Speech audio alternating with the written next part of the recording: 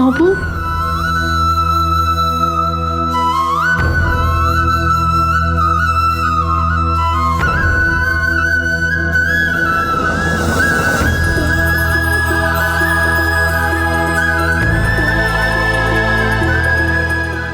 নব বেঁচে আছে? এবার তাহলে কি হবে?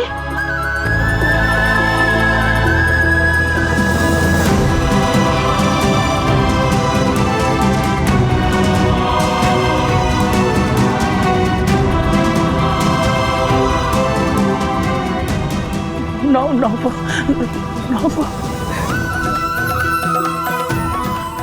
নব, তুই ফিরে এসেছিস আমার নব। হ্যাঁ মা, আমি ফিরে এসেছি। কিন্তু কিন্তু কি হয়েছে? সবাই এভাবে দাঁড়িয়েছে কেন? কি হয়েছে মা?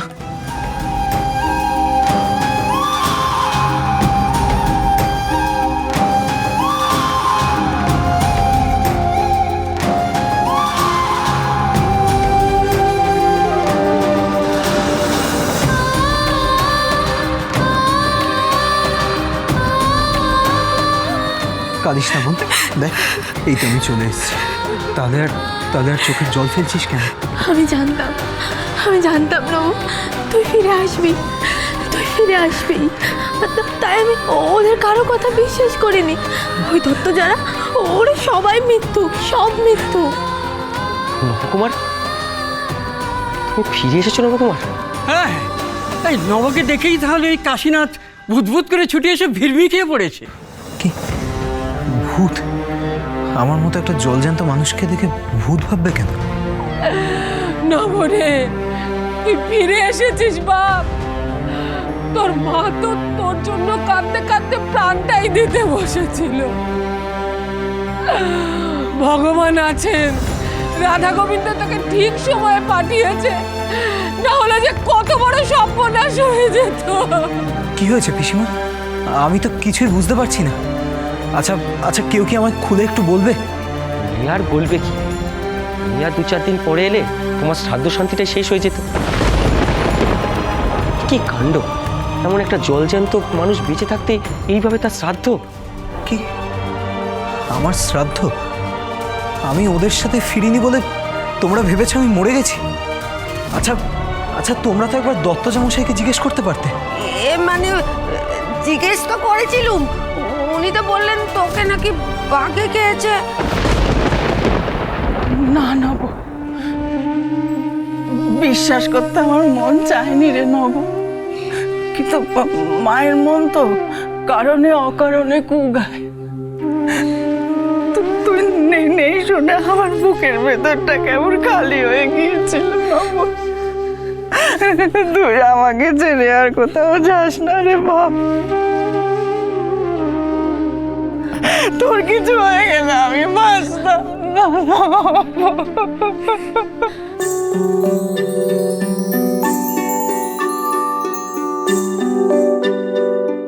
পথিক গেল কোথায় আমাকে একা রেখে? সে যে বলেছিল আমাকে একা ছেড়ে যাবে না কোথাও, সাথে সাথেই থাকবে। তাহলে এতক্ষণ হয়ে গেল, এখনো আসছে না কেন?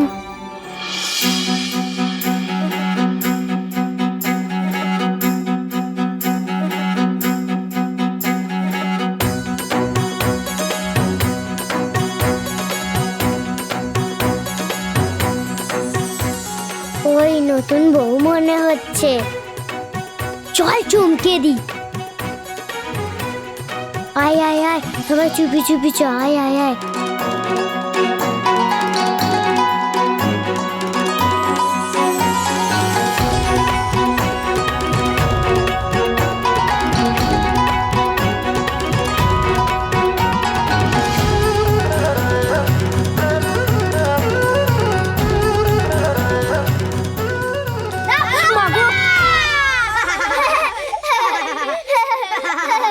এই তোরা কে রে?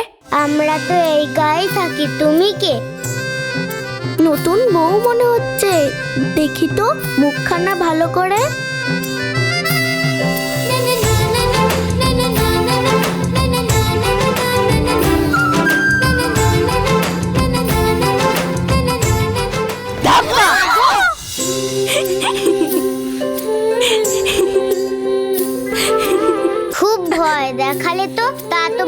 ঘর কোথায়?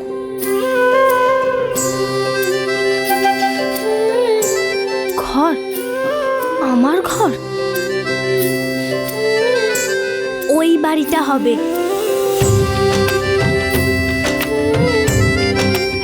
নবদাদা বললেই হলো?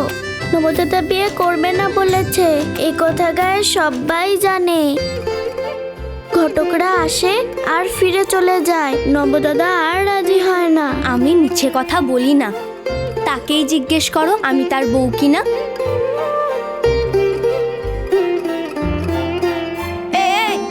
যাও যাও যাও, এখান থেকে যাও, গোল করো না, যাও যাও।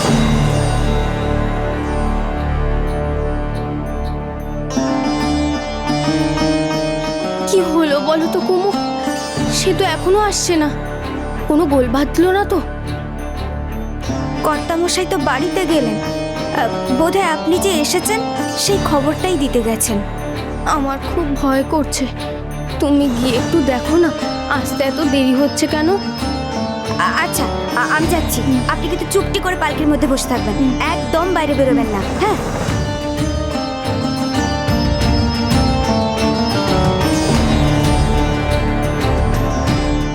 চুপ করে বসে থাকাই ভালো। মাঠান বলেছিল নতুন বউদের বেশি ছটপট করতে নেই। মাঠান ঠাকুর বাবার কথা খুব মনে পড়ছে। না, পালকির মধ্যে চুপ করে বসি।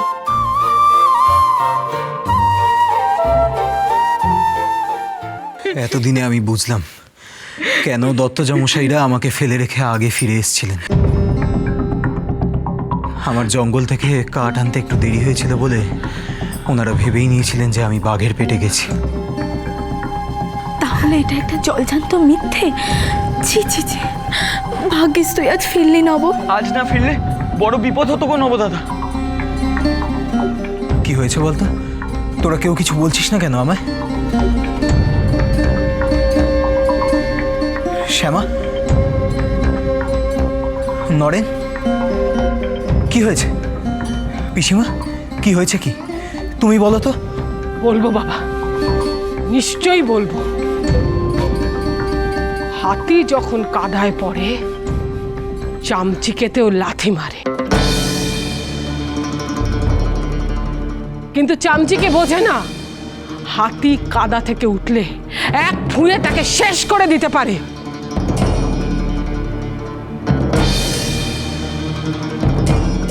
এখনো চন্দ্র সূর্য ওঠে, রাধা গোবিন্দ এত বড় অবিচার সইলেন না। শোন নব, তুই যদি আজ না আসতিস এই মুহূর্তে, তোর খুড়ি তাহলে আমাদের সবাইকে এই বাড়ি থেকে বের করে দিত।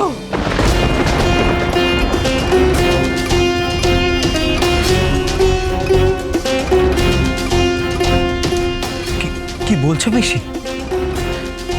ঠিকই বলছি রে বাবা। এই বাড়ি, এই সম্পত্তি সব নাকি তোর খুড়ির আর গণেশের। এত বড় মিথ্যে বলতে বুক কাঁপলো না? জিভ স্তব্ধ হয়ে গেল না?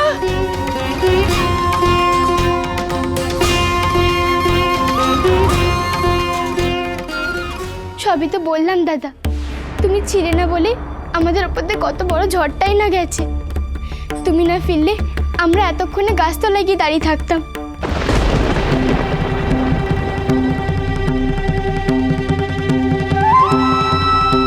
এসব কি শুনছি খুড়িমা? এরম দিন যে আসবে তা আমি কল্পনাতেও আনিনি। আমি গঙ্গাসাগর যাওয়ার সময় এই ভেবে নিশ্চিন্ত হয়ে গেলাম যে যে তোমরা সবাই একসঙ্গে আছো, বিপদ আপদে একে অপরের পাশে দাঁড়াবে। কিন্তু না, আমি ভাবলাম এক আর হলো আর এক। লোভ, লোভ রে নব, লোভ লোভ লোভ। ছোট বউর লোভ আর হিংসাতে জ্বলে মরছে সর্বক্ষণ। আমি মরে গেছি ভেবে আমার মা, পিসি, ভাই, বোন সবাইকে বাড়ির থেকে তাড়িয়ে দিচ্ছিলে খুড়িমা। বরং আমি যদি শুনতাম আমার মৃত্যু সংবাদ শুনে তুমি ওদের সবার পাশে দাঁড়িয়েছো, সান্ত্বনা দিয়েছো, তাহলে আমি খুশি হতাম।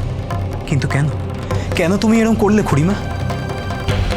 আমি তো তোমাকে কখনো পর ভাবিনি, মা খুড়িমাতে কখনো তফাৎ করিনি আমি। কেন?